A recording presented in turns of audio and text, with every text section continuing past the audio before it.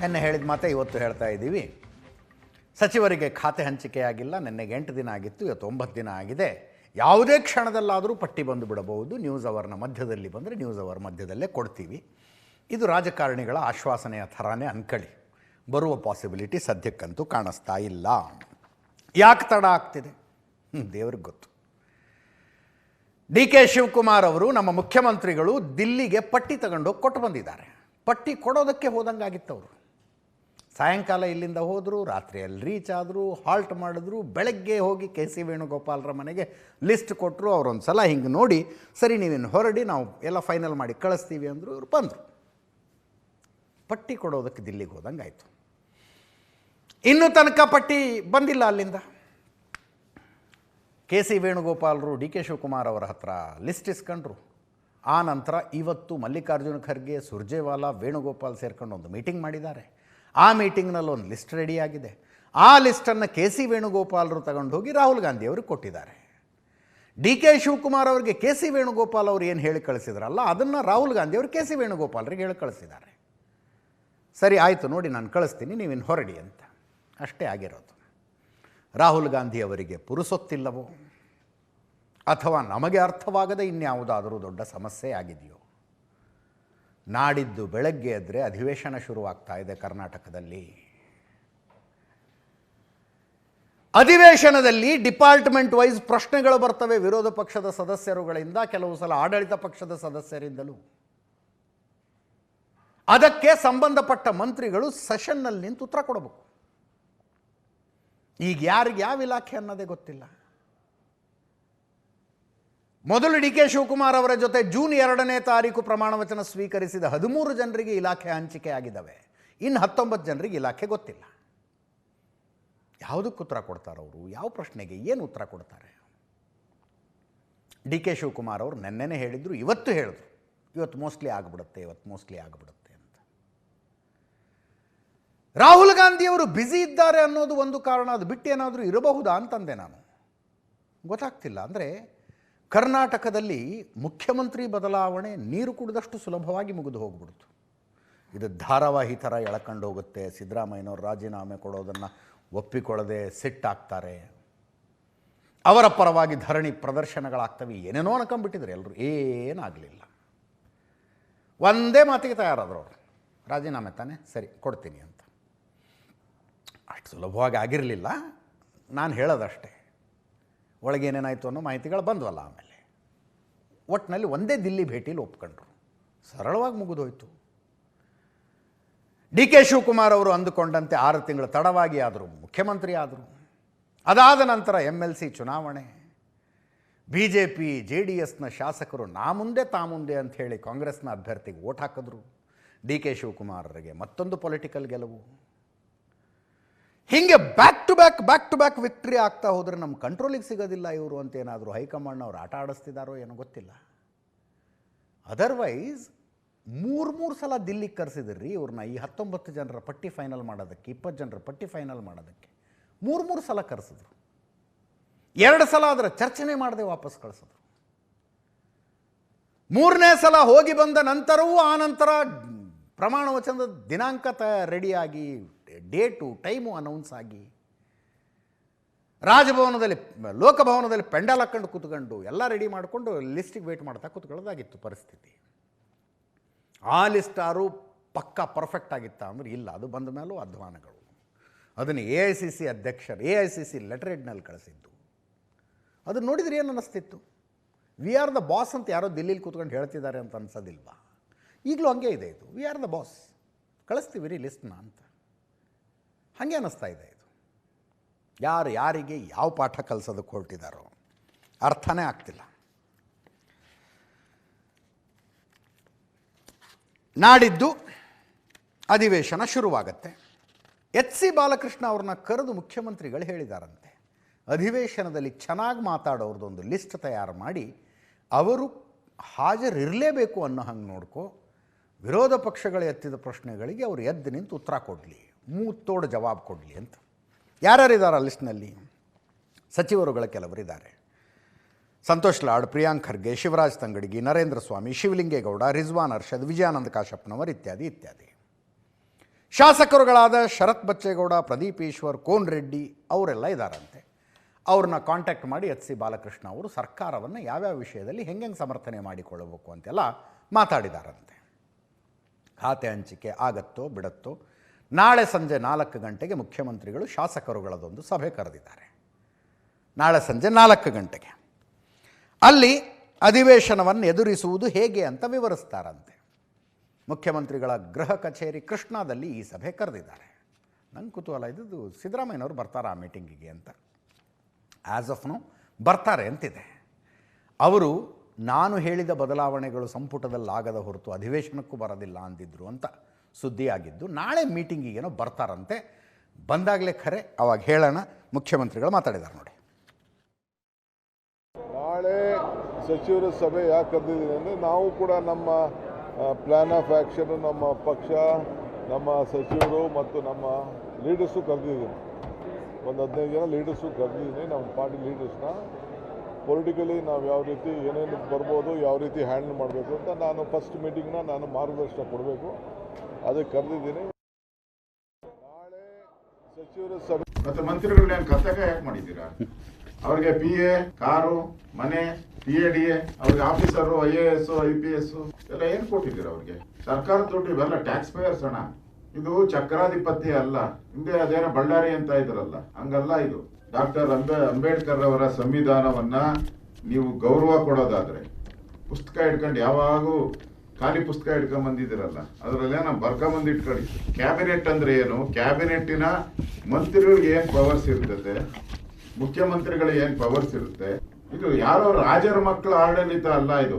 ಹಿರಿಯ ಶಾಸಕರೇ ಮಂತ್ರಿಗಿರಿಯನ್ನು ಹೇಗೆ ಕೊಟ್ಟಿದ್ದಾರೆ ಅಂತ ಹೇಳಿದ್ದಾರೆ. ಒಳ್ಳೆಯವರಿಗೆ ಕಾಲ ಇಲ್ಲ ಅಂತ ಹೇಳಿದ್ದಾರೆ. ಭ್ರಷ್ಟರಿಗೆ ಮಾತ್ರ ಮಂತ್ರಿಗಿರಿ ಅಂತ ಹೇಳಿದ್ದಾರೆ. ಇಲ್ಲಾಂದ್ರೆ ಭ್ರಷ್ಟ ನಾಗೇಂದ್ರ ಮಂತ್ರಿ ಆಗಕ್ಕೆ ಹೆಂಗ್ ಸಾಧ್ಯ ಆಗ್ತಿತ್ತು? ಖಾತೆ ಹಂಚುವ ಸ್ಥಿತಿಯಲ್ಲೂ ಮುಖ್ಯಮಂತ್ರಿಗಳಿಲ್ಲ. ಮೇಲೂ ನೀವು ನಿಮ್ಮನ್ನು ನೀವು ಬಂಡೆ ಅಂತ ಹೇಳ್ಕೊಂಡ್ರೆ ಯಾರು ನಿಮ್ಮನ್ನು ನಂಬ್ತಾರೆ?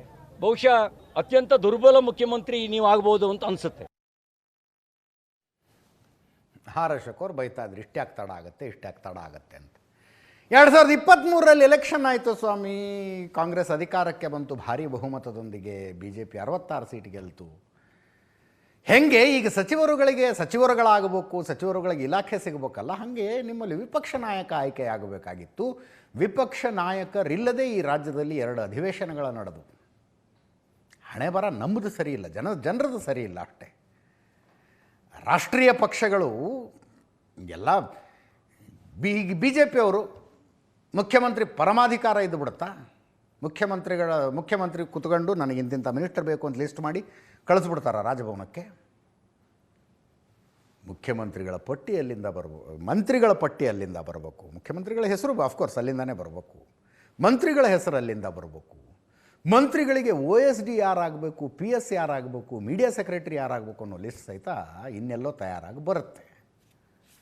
JDSನವರು ತುಂಬ ದೊಡ್ಡ ಟ್ವೀಟ್ ಮಾಡಿದ್ದಾರೆ. ಸಮಯ ಕಡಿಮೆ ಇದೆ ಪೂರ್ತಿಯಾಗಿ ಓದೋದಕ್ಕೆ. ಅವ್ರಿಗೆ ಈ ಕಷ್ಟ ಅರ್ಥ ಆಗೋದಿಲ್ಲ JDSನವ್ರಿಗೆ. ಇಲ್ಲಿಲ್ಲೇ ಕೂತ್ಕೊಂಡು ಹಿಂಗೆ ಲಿಸ್ಟ್ ತಯಾರಾಗಿಬಿಡ್ತವೆ. ಇದು ಹೈಕಮಾಂಡ್ನ ಪಕ್ಷ, ಅಲ್ಲಿ ಒಂದು ಸಿಸ್ಟಮ್ ಇರುತ್ತೆ, ಅಲ್ಲಿಂದ ಪಟ್ಟಿ ತಯಾರಾಗಿ ಬರಬೇಕು, ಅದೆಲ್ಲ ಅರ್ಥ ಆಗೋದಿಲ್ಲ. ಇನ್ನು ಮಂತ್ರಿ ಸ್ಥಾನ ವಂಚಿತ ಸಚಿವರುಗಳು, ಮಾಜಿ ಸಚಿವರುಗಳು 3 ಜನ, HC ಮಹದೇವಪ್ಪ, K ವೆಂಕಟೇಶ್, ತನ್ವೀರ್ ಸೇಠ್ ಮೈಸೂರಿನಲ್ಲಿ ಮೀಟಿಂಗ್ ಮಾಡಿದ್ದಾರೆ. ಇವರು ಅಸಮಾಧಾನಿತರು. ಇವರೊಂದು ಮೀಟಿಂಗಿಗೆ ಕೂತ್ಕೊಂಡಿದ್ರು. ಅಲ್ಲಿ ಸಮಾಧಾನಿತರು ಯಾರು? ಯತೀಂದ್ರ ಮೈಸೂರಿನಲ್ಲೇ ಇದ್ದರು. ಈ ಮೀಟಿಂಗಿಗೆ ಬಂದುಬಿಟ್ರು ಅವರು ಅಚಾನಕ್ಕಾಗಿ. ಮೀಟಿಂಗಿಗೆ ಬಂದು ಕೂತ್ಕೊಂಡು ಮಾತಾಡಿ ನಿಮ್ಮ ಸಹಕಾರ ಇರಲಿ ಅಂದ್ರಂತೆ. ನನ್ನ ಮುಂದೇನೋ ಅವರು ತಮ್ಮ ಅಸಮಾಧಾನ ಹೇಳ್ಕೊಂಡಿಲ್ಲ ಅಂದರು ಯತೀಂದ್ರ ಅವರು. ಮೀಟಿಂಗ್ನಲ್ಲಿದ್ದ 3 ಜನ ಮಾತಾಡಿದ್ದಾರೆ. ಆ 3 ಜನರ ಪೈಕಿ ತನ್ವೀರ್ ಸೇಠ್ರ ಹೇಳಿಕೆ ಸ್ಟ್ರೇಟ್ ಹಿಟ್. ಅದೇನು ಅಂದರೆ ಹಾರ್ಟ್ಗೂ ಬಾಯಿಗೂ ಫಿಲ್ಟರ್ ಇಲ್ಲದೆ ಮಾತಾಡಿದ್ದಾರೆ ಅವರು. ನಾವು 3 ಯಾವತ್ತೋ ಒಂದಾಗಬೇಕಾಗಿತ್ತು, ಈಗ ಒಂದಾಗೋ ಕಾಲ ಬಂದಿದೆ. ನಾವು ಒಂದೇ ಪಕ್ಷದಲ್ಲಿದ್ದರೂ ಸಭೆ ಮಾಡಿರಲಿಲ್ಲ. ಮೈಸೂರು ಭಾಗಕ್ಕೆ ಅನ್ಯಾಯ ಆಗಿರೋದು ಸತ್ಯ. ಅದು ಯಾರಿಂದ ಆಯಿತು, ಹೇಗಾಯಿತು ಅನ್ನೋ ಚರ್ಚೆ ಮಾಡಿದ್ದೀವಿ. 3 ಒಂದೊಂದು ಸಮುದಾಯದ ನಾಯಕರು ನಾವು ಸಭೆ ಮಾಡಿ ಇಲ್ಲಿಂದಲೇ ಸಂದೇಶ ರವಾನೆ ಮಾಡ್ತೀವಿ ಅಂದರು ಅವರು. 3 ಜನ ಮಾತಾಡಿದ್ದು ಕೇಳಿಸ್ಕೊಳ್ಳಿ, 4 ಜನ ಇನ್ಫ್ಯಾಕ್ಟ್. ಇದಕ್ಕೆ ರಾಜಕೀಯವಾಗಿ ಏನು ಪ್ರತಿಕ್ರಿಯೆ ಇಲ್ಲ. ಸಚಿವ ಸ್ಥಾನ ಇಲ್ಲ ಅಂತಷ್ಟೇ ಮುಖ್ಯಮಂತ್ರಿ ಆಗಲ್ಲ ಅಂತೇನಿಲ್ಲ. ಆ ಪ್ರತಿಭೆ ಇದೆಯಲ್ಲ, ಆ ಸಾಮರ್ಥ್ಯ ಇದೆಯಲ್ಲ, ಆ ವ್ಯಕ್ತಿತ್ವ ಇದೆಯಲ್ಲ, ಸದ್ಯಕ್ಕೆ ರಾಜಕೀಯವಾಗಿ ಸದ್ಯಕ್ಕೆ ಯಾವ ಪ್ರತಿಕ್ರಿಯೆಯೂ ಇಲ್ಲ. ಮೊದಲೇ ಒಬ್ಬರು ಮುಖ್ಯಮಂತ್ರಿ ಇದ್ದು, ಇಬ್ಬರು ಮಂತ್ರಿಗಳಿದ್ದು ಜಿಲ್ಲೆಯಿಂದ. ಈ ಸಲ ಯಾಕೆ ಹೀಗಾಯ್ತು ಅಂತದ್ದು ಸ್ವಲ್ಪ ನಮಗೆ ಮನಸ್ಸಿಗೆ ನೋವಾಗಿತ್ತು, ಬೇಸರವಾಗಿತ್ತು. ನಾವು ಯಾರ ವಿರುದ್ಧ ಪಿತೂರಿ ಮಾಡ್ತಾ ಇರ್ತಾರೆ. ನಮಗೆ ಪಕ್ಷನೇ ಮುಖ್ಯ. ಪಕ್ಷ ಉಳಿಬೇಕು, ಬೆಳಿಬೇಕು ಅಂತ ದಿಕ್ಕಿನಲ್ಲಿ ನಾವು ಎಲ್ಲ ರೀತಿ ಸಹಕಾರ. ಅನ್ಯಾಯ ಅಂತ ಹೇಳಕ್ ಬರಲ್ಲ. ಯಾರು ಮಂತ್ರಿ ಮಾಡಿಲ್ಲ ಅಂತ ನನಗೆ ಅನ್ಯಾಯ ಆಯ್ತು ಅಂತ ಹೇಳಕ್ಕಾಗತ್ತಾ? ಒಬ್ಬ ಮುಖ್ಯಮಂತ್ರಿ ಇದ್ದು ಇಬ್ಬರು ಮಂತ್ರಿಗಳನ್ನ ಮಾಡಿದ್ರು. ಮುಖ್ಯಮಂತ್ರಿನೂ ಇಲ್ಲ, ಈಗ ಒಬ್ಬರೇ ಮಂತ್ರಿ ಇದ್ದಾರೆ. ಯತೀಂದ್ರ ಮಂತ್ರಿ ಮಾಡಿಗೆ ನಮ್ದೇನು ಅಭ್ಯಂತರ ಇಲ್ಲ, ನಮ್ದೇ ತಕರಾರು ಇಲ್ಲ. ಇನ್ನೂ ಯಾರ್ಯಾರು ಅವಕಾಶ ಕೊಡ್ಬೋದಾಗಿತ್ತಲ್ಲ ಒಬ್ಬರಿಗೆ ಇಬ್ಬರಿಗೆ ಅಂತಕ್ಕಂಥದ್ದು ನಮ್ಮ. ಬಟ್ ವ್ಯತ್ಯಾಸ ಎಲ್ಲಾಗಿದೆ ಅಂತ ನಾವು ಕಂಡಿಡ್ಕೋಬೇಕು. 3 ಜನನು ಈ ಹಿಂದೆನೆ ಒಂದಾಗಬೇಕಾಗಿತ್ತು, ಈ ಒಂದಾಗಿದ್ವಿ.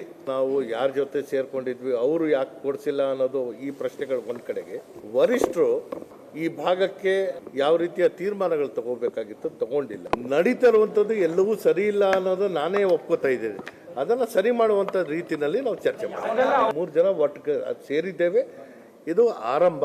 ಇನ್ನು ಮುಂದೆ ನಾವು ಜೊತೆಯಾಗಿ ನಾವು ನಮ್ಮ ಕಾರ್ಯವನ್ನು ನಿರ್ವಹಿಸ್ತೀವಿ. 3 ಜನದ ಒಂದು ಶಕ್ತಿ ಇವತ್ತು ನಿಮ್ಮ ಮಾಧ್ಯಮದ ಮೂಲಕ ಇವತ್ತೇನು ಈ ಸಂದೇಶ ಹೋಗುತ್ತೆ, ಆ ಸಂದೇಶದ ನಂತರ ಏನಾಗುತ್ತೆ ನೋಡೋಣ. ಇದು ಶಕ್ತಿಯ ಪ್ರಾರಂಭ. ಸಭೆ ಮಾಡ್ತಾರೆ ಅಂತಲೂ ಗೊತ್ತಿಲ್ಲ. ಹಿರಿಯ ನಾಯಕರುಗಳು ಅಂತಂದ್ರೆ ಮಹಾದೇವಪ್ಪ ಸರ್ ಅವರು, ವೆಂಕಟೇಶನ್ ಅವರು, ತನ್ವೀರ್ ಸೇಠ್ ಅವರು ಉಸ್ತುವಾರಿ ಕೊಟ್ಟ ಮೇಲೆ ಅವ್ರನ್ನ ಔಪಚಾರಿಕವಾಗಿ ಭೇಟಿ ಮಾಡಿದ್ದ. ಎಲ್ಲರೂ ಹೇಳಿದ್ರು ನಮಗೆ ಮಂತ್ರಿಗಿರಿ ಮುಖ್ಯ ಏನಲ್ಲ, ಅದಕ್ಕೇನು ಅಸಮಾಧಾನನೂ ಇಲ್ಲ. ಖಂಡಿತ ನಿಮಗೇನು ಮಾರ್ಗದರ್ಶನ ಬೇಕು ಅದನ್ನ ಖಂಡಿತ ಕೊಡ್ತೀವಿ. ಮತ್ತೆ ನೀವು ಮಂತ್ರಿ ಆಗಿರೋದು ಬಹಳ ಖುಷಿಯಾಗಿದೆ ಅಂತ ಕೂಡ ಎಲ್ಲರೂ ಹೇಳಿದ್ರು. ನಾನು ಕೇಳಿದ್ದು ಅವ್ರನ್ನ ಭೇಟಿ ಮಾಡಬೇಕು, ಸಮಯ ಕೊಡಿ ಅಂತ ಹೇಳಿ. ಇಲ್ಲೇ ಇದೀವಿ, ಎಲ್ಲರೂ ಒಟ್ಟಿಗೆ ಬನ್ನಿ ಅಂತ ಹೇಳಿದ್ರು. ಸೊ ಬಂದೆ, ನಾನು ಔಪಚಾರಿಕ ಭೇಟಿ ಮಾಡಿದ್ದೀನಿ. ಅವರ ಮಾರ್ಗದರ್ಶನ ಯಾವಾಗಲೂ ಇರಬೇಕು, ಅವರ ಆಶೀರ್ವಾದ ಯಾವಾಗಲೂ ಇರಬೇಕು ಅಂತ ಕೇಳಿದ್ದೀನಿ.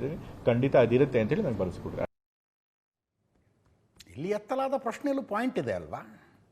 ಹಿಂದಿನ ಅವಧಿಯಲ್ಲಿ ಸಿದ್ದರಾಮಯ್ಯನವರು ಮುಖ್ಯಮಂತ್ರಿ ಆಗಿದ್ದಾಗ ಮುಖ್ಯಮಂತ್ರಿಗಳು ಮೈಸೂರು ಜಿಲ್ಲೆಯವರು. ಅದು ಹೊರತುಪಡಿಸಿ ಇನ್ನೂ 2 ಮಂತ್ರಿ ಸ್ಥಾನ ಮೈಸೂರು ಜಿಲ್ಲೆಗಿತ್ತು, ವೆಂಕಟೇಶ್ ಮತ್ತು ಎಚ್.ಸಿ. ಮಹದೇವಪ್ಪನವರು. ಈ ಸಲ ಮುಖ್ಯಮಂತ್ರಿಗಳ ಬೇರೆ ಜಿಲ್ಲೆಯವರು, ಮೈಸೂರು ಜಿಲ್ಲೆಗೆ ಒಂದೇ ಮಂತ್ರಿ ಸ್ಥಾನ, ಅದು ಮುಖ್ಯಮಂತ್ರಿಗಳ ಮಗ ಯತೀಂದ್ರ. ಹೆಂಗಿದೆ ಲೆಕ್ಕಾಚಾರ ಅಂತ ಕೇಳ್ತಾ ಇದ್ದಾರೆ. ಈ ಪ್ರಶ್ನೆಗಳು ಎಲ್ಲ ಜಿಲ್ಲೆಗಳಲ್ಲೂ ಇದ್ದಾವೆ, ಯಾರಿಗೂ ಸರಿಯಾದ ಉತ್ತರ ಗೊತ್ತಿಲ್ಲ.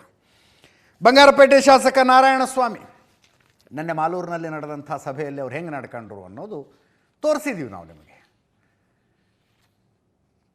ಅವರು ಹೇಳಿದ್ದು, ನಮ್ಮ ಬೆನ್ನಿಗೆ ಚೂರಿ ಹಾಕಿದ KH ಮುನಿಯಪ್ಪನವ್ರನ್ನ ಮುಖ್ಯಮಂತ್ರಿಗಳ ಹೊಗಳಬಿಟ್ರು, ಅದಕ್ಕೆ ನನಗೆ ಬೇಜಾರಾಗಿದ್ದು ಅಂತ ನೇರವಾಗಿ ಹೇಳ್ತಾ ಇದ್ರು. KH ಮುನಿಯಪ್ಪನವ್ರನ್ನ ಹೊಗಳಿದ್ರು. ಅವರು KH ಮುನಿಯಪ್ಪ ನಮ್ಮ ಬೆನ್ನಿಗೆ ಚೂರಿ ಹಾಕಿದ್ದಾರೆ ಅಂತ. ಕೇಳಿಸ್ಕೊಳ್ಳಿ ಕ್ವಿಕ್ಕಾಗಿ ಅವರ ಸ್ಟೇಟ್ಮೆಂಟ್ನ. ಏನು ಗರಂ ಆಗಿಲ್ಲ. ಬಲಿ ಚೂರಿ ಆಯ್ತು, ಅವರೇ ಹೊಗಳಿದ್ರಲ್ಲ ಮುಖ್ಯಮಂತ್ರಿಗಳಲ್ಲಿ. ಈ ಜಿಲ್ಲೆಯ ಪ್ರಮುಖರು ಈ ಜಿಲ್ಲೆಯಲ್ಲಿ 7 ಬಾರಿ ಗೆದ್ದಿದ್ದಾರೆ, ಹೊಗಳಿದ್ರಲ್ಲ. ಬಲಗೈ ಸಮುದಾಯದವರು 7 ಬಾರಿ ಓಟ್ ಹಾಕಿಲ್ಲ ಅಂದರೆ ನೀವು ಎಲ್ಲಿ ಗೆಲ್ತಾ ಇದ್ರಿ ಸ್ವಾಮಿ? ಮೊನ್ನೆ ಬಲಗೈ ಸ್ವಲ್ಪ ಮುನ್ಸ್ಕೊಂಡಿದ್ದಕ್ಕೆ ನೀವು ಸೋತ್ರಲ್ಲ, ಅದನ್ಯಾರು ಹೇಳ್ತಲ್ಲ. ಇವತ್ತು ಒಂದು ನೋವೇನು ಅಂದರೆ, ಈ ಜಿಲ್ಲೆಯಲ್ಲಿ ಹೆಚ್ಚಾಗಿ ಯಾರೇ ಗೆಲ್ಲಬೇಕಾದ್ರೂ ಕೂಡ ಬಲಗೈ ಸಮುದಾಯ ಮತ ಹಾಕ್ತೀವಿ, ನಮ್ಮನ್ನು ಯಾರು ಕೂಡ ಗಮನ ತಗೊಳ್ಳೋದಿಲ್ಲ. ಕಾಂಗ್ರೆಸ್ ಮತ ಹಾಕ್ತಕ್ಕಂಥ ಬಲಗೈ ಸಮುದಾಯ ಇವತ್ತು ಕೂಡ ಹಿಂದೆನೇ ಇದ್ದೀವಿ, ಮುಂದೆನೂ ಹಿಂದೆನೇ ಇರ್ತೀವಿ. ಅವರು ಕೂಡ ಈ ಜಿಲ್ಲೆಯಲ್ಲಿ ಗೌರವಾನ್ವಿತ KH ಮುನಿಯಪ್ಪ ಸಾಹೇಬರು, ಅವರು ಸಂಸದರಾಗಿದ್ದಾಗ ಕೂಡ ಯಾರೂ ಕಾಂಗ್ರೆಸ್ MLA ಗೆಲ್ಲಬಾರ್ದು, ಅವರೊಬ್ಬರಿಗೆ ಆಡಳಿತ ಮಾಡಬೇಕು ಅಂತೇಳಿ ಅವ್ರು ಎಲ್ಲೆಲ್ಲಿ ಅಡ್ಜಸ್ಟ್ಮೆಂಟ್ ರಾಜಕಾರಣ ಮಾಡ್ತಾಯಿದ್ರು ಅಂತೇಳಿ ಇದು ಜಗಜ್ಜಾಗಿರ.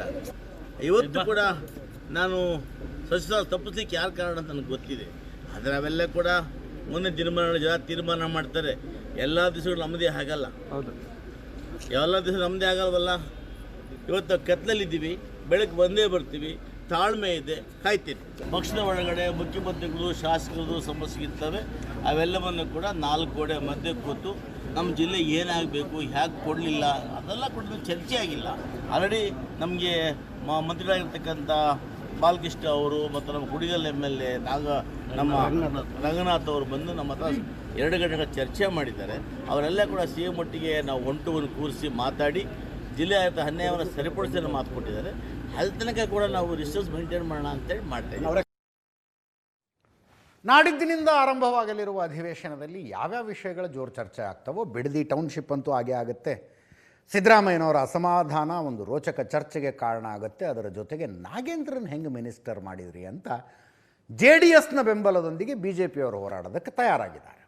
ವಾಲ್ಮೀಕಿ ಅಭಿವೃದ್ಧಿ ನಿಗಮದ ಹಗರಣದಲ್ಲಿ ಆರೋಪಿಯಾಗಿರುವ ನಾಗೇಂದ್ರ, ನೀವು ಅವಾಗ ರಾಜೀನಾಮೆ ಯಾಕೆ ತಗೊಂಡ್ರಿ, ಈಗ ಮತ್ತೆ ಮಿನಿಸ್ಟ್ರಿ ಯಾಕೆ ಮಾಡಿದ್ರಿ ಅಂತ, ಯಾಕೆ ಮಾಡಬಾರ್ದು ಅಂತ ಕಾಂಗ್ರೆಸ್ನವ್ರು ಕೇಳ್ತಾ ಇದ್ದಾರೆ. ಸ್ವತಃ ನಾಗೇಂದ್ರನೇ ಕೇಳ್ತಾ ಇದ್ದಾರೆ. ನಾನೇನು ಅಪರಾಧಿನ, ಆರೋಪಿಯಾಗಿದ್ದರೆ ಏನಾಯಿತು ಅಂತ ಎರಡೂ ಕಡೆಯವರು ಮಾತಾಡಿದ್ದಾರೆ, ಕೇಳಿಸ್ಕೊಡಿ. ಹಿಂದಿನ ಸಚಿವರಾಗಿದ್ದಂತಹ ನಾಗೇಂದ್ರ ಅವರನ್ನು ಪುನಃ ಇವತ್ತು ಕ್ಯಾಬಿನೆಟ್ಗೆ ಸೇರಿಸ್ಕೊಂಡಿದ್ದಾರೆ. ಯಾವ ಕಾರಣಕ್ಕೋಸ್ಕರ ನಾಗೇಂದ್ರ ಅವರು ಹಿಂದಿನ ಸಿದ್ದರಾಮಯ್ಯನವರ ಸಚಿವ ಸಂಪುಟದಲ್ಲಿದ್ದಾಗ ರಾಜೀನಾಮೆ ಕೊಡುವಂಥ ಪರಿಸ್ಥಿತಿ ನಿರ್ಮಾಣ ಆಯಿತು.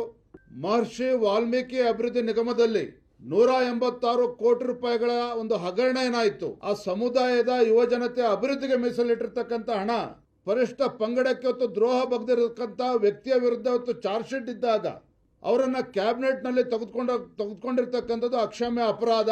ನಾನು ಮತ್ತೊಮ್ಮೆ ಹೇಳ್ತಾ ಇದ್ದೇನೆ, ನಾವು ಆಗ್ರಹ ಪಡಿಸ್ತಾ ಇದ್ದೇವೆ, ಮಾನ್ಯ ಮುಖ್ಯಮಂತ್ರಿಗಳೇ, ಇಂಥ ಒಬ್ಬ ಭ್ರಷ್ಟ ಸಚಿವನನ್ನ ಸಂಪುಟದಿಂದ ಕೈಬಿಡಿ. ಆ ಸಮಾಜಕ್ಕೆ ನ್ಯಾಯ ಕೊಡುವಂಥ ಕೆಲಸ ಮಾನ್ಯ ಮುಖ್ಯಮಂತ್ರಿಗಳು ಮಾಡಬೇಕು ಅಂತೇಳಿ ನಮ್ಮ ಮುಖ್ಯನ ಇವತ್ತು ನಾನು ಆಗ್ರಹವನ್ನು ಪಡಿಸ್ತಾ ಇದ್ದೇನೆ. ಒಂದು ಏಟ್ದಿಂದ ಹುಲಿ ಆಗಿದ್ದೀನಿ ನಾನು. ಈ ಬಾರಿ ನೀವೆಲ್ಲ ನೋಡ್ತೀರಿ, ನಾನು ಮಾಧ್ಯಮದವ್ರಿಗೆ ಯಾವುದೇ ಕಾರಣಕ್ಕೂ ನಾನು ಕೊಟ್ಟ ಖಾತೆಯನ್ನ ನಾವು ರಾಜ್ಯ ಮೆಚ್ಚುವಂತ ಕೆಲಸ ಮಾಡ್ತೀನಿ ಅಂತೇಳಿ ನಂಬಿಕೆ ಇದೆ. ಇಟ್ಕೊಂಡ್ರೆ ಹಂಗೆ ಆಗೋದು. ಬಿಜೆಪಿ ಪಕ್ಷದವ್ರಿಗೆ ಒಬ್ಬ ಹಿಂದುಳಿದವರು, ದಲಿತರು, ಅಲ್ಪಸಂಖ್ಯಾತರು ಅಂದ್ರೆ ಇದೇ ರೀತಿಯಾಗಿ ಬರುವಂತದ್ದು ಅವರ ರೂಢಿ. ಅವರಿಗೆ ಒಬ್ಬ ದಲಿತರನ್ನ ತುಳಿಬೇಕು, ಒಬ್ಬ ದಲಿತರನ್ನ ಯಾವುದೇ ಕಾರಣಕ್ಕೂ ಮೇಲೆ ಕೇಳಿಸಬಾರ್ದು ಅನ್ನುವಂಥ ದೃಷ್ಟಿ ಇಟ್ಕೊಂಡಿದ್ದಾರೆ. ಈಗಾಗಲೇ ಕೂಡ ಅವರೆಲ್ಲ ಕೂಡ ಹೋರಾಟ ಮಾಡ್ತಾರೆ. ಅದಕ್ಕೆ ನಾವು ದಿಟ್ಟ ಉತ್ತರವನ್ನು ಕೊಡ್ಲಿಕ್ಕೆ ಸದನದಲ್ಲಿ ನಾವು ಉತ್ತರ ಕೊಡ್ತೀವಿ. ನಾವು ನಮ್ಮ ಮುಖ್ಯಮಂತ್ರಿ ಅವರು ಇದಕ್ಕೆಲ್ಲ ಉತ್ತರ ಕೊಟ್ಟಿದ್ದಾರೆ ಆಗಲೇ. ನಡೆಸಬೇಕು ಅಂತ ಹೇಳಿದ್ರೆ ನೀವು ಕೂಡಲೇ ಈಗಲೇ ಇವತ್ತೇ ಅವ್ರನ್ನ ಕೈಬಿಡಿ. ಇಲ್ಲ ಅಂದರೆ ಈ ಭ್ರಷ್ಟ ಸರ್ಕಾರದ ವಿರುದ್ಧವಾದಂಥ ನಮ್ಮ ಹೋರಾಟ ನಿರಂತರವಾಗಿ ನಡೆಯುತ್ತೆ. ಹೇಳಿದಿರ ನಾಗೇಂದ್ರ ವಿಚಾರ ವಿಧಾನಸಭೆ ಒಳಗಡೆ ಏನು ಮಾಡ್ತೀರಾ ಅಂತ. ಹೊರಗಡೆನೂ ಈಗಾಗಲೇ ನಾವು ಪ್ರಾರಂಭ ಮಾಡಿದಿರಿ. ವಿಧಾನಸಭೆ ಒಳಗಡೆ ಇಂದ ಈಶ್ವರಪ್ಪನವ್ರ ಕೇಸ್ ಆಯಿತು, ದೊಡ್ಡ ಗಲಾಟೆ ಮಾಡಿದ್ರು, ಕೈ ಮಿಲಾಯಿಸಿದ್ರು. ನಾವೇನೋ ಈಶ್ವರಪ್ಪನ ತಗೊಂಡ್ರ, ನೀವೇನು ತಗೊಂತೀರಾ ಅವ್ರನ್ನ? ಮಂತ್ರಿ ಅಂತ ಮಾಡಿದ್ದಾರೆ, ಅವರು ಮಂತ್ರಿ ಆಗಿದ್ದಾರೆ. ಸೊ ಅದನ್ನು ತೆಗೆಯುವಂಥ ಪ್ರಶ್ನೆಗೆ ಉದ್ಭವಿಸೋದಿಲ್ಲ. ಈಗಾಗಲೇ ಅವ್ರ ಮ್ಯಾಗ ನಮ್ಮ ಲೋಕಾಯುಕ್ತ ಎನ್ಕ್ವೈರಿ ಮಾಡಿದೆ, ಅವ್ರ ಮೇಲೆ SIT ಇಂದ ಮಾಡಿದ್ದಾರೆ. ಏನೂ ಆರೋಪ ಇಲ್ಲ ಅಂತ ಅವ್ರು ಕೊಟ್ಟಿದ್ದಾರೆ. ಆಧಾರ ಮ್ಯಾಗ ಅವ್ರಿಗೆ ಮಾಡಿದ್ದಾರೆ ಅಷ್ಟೇ. ಈಗಾಗಲೇ ವಾಪಸ್ ಬಂದಿದ್ದಲ್ಲ, ಸರ್ಕಾರಕ್ಕೆ ಬಂದಿದ್ದೀರಲ್ಲ, ರಿಕವರಿ ಮಾಡಿದ್ದಾರೆ.